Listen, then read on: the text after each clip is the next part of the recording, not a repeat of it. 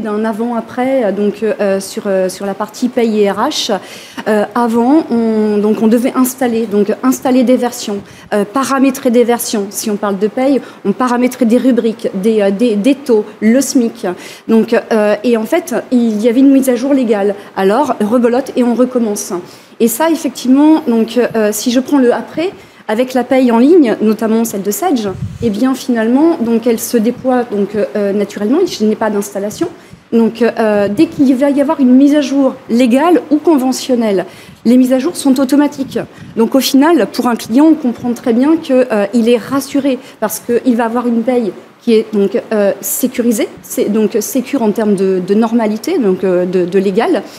Il va se retrouver effectivement donc avec un accès aussi toujours accessible au niveau de sa paye. Donc ça, c'est quelque chose d'important. Même chose au niveau d'un autre exemple, sur les bulletins de paye. Donc la dématérialisation des bulletins.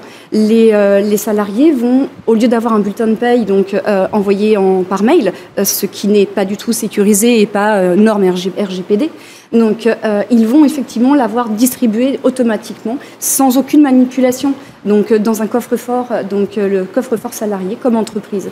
Donc ensuite, au-delà de ça, nous on y a vu aussi un autre avantage, donc un autre intérêt, c'est effectivement de redonner l'attractivité au poste RH. Et cette attractivité, elle est faite parce qu'on a une solution qui est plus sûre.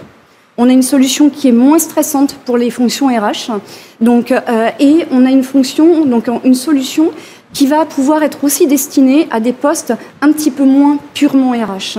Et là, effectivement, au final, mais pour les gérants, on va pouvoir aussi leur faciliter donc, la partie recrutement.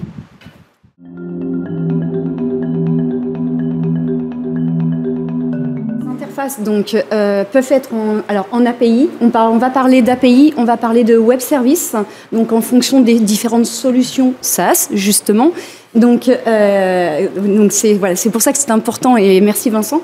Donc, et ça va nous permettre de pouvoir connecter donc, et d'automatiser des flux, des échanges entre tel élément et tel élément. Ensuite, si on parlait effectivement de la paye, donc de la paye Sedge en ligne, il faut savoir qu'on n'a pas besoin de s'embêter avec déjà ces API autres, parce que c'est déjà fait. Donc, c'est déjà fait entre la partie paye, la partie donc, gestion des congés, donc les gestions de demande de congés en ligne et autres, pour que les collaborateurs puissent directement avec leur smartphone voir combien ils ont de congés de disponibles, donc faire leur demande.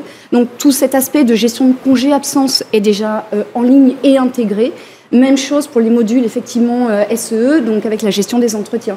Donc, la dématérialisation des bulletins, c'est pareil. Tout ça est déjà interconnecté. Donc, en tant que client final, utilisateur, on ne se pose pas cette question. On a juste à profiter, finalement.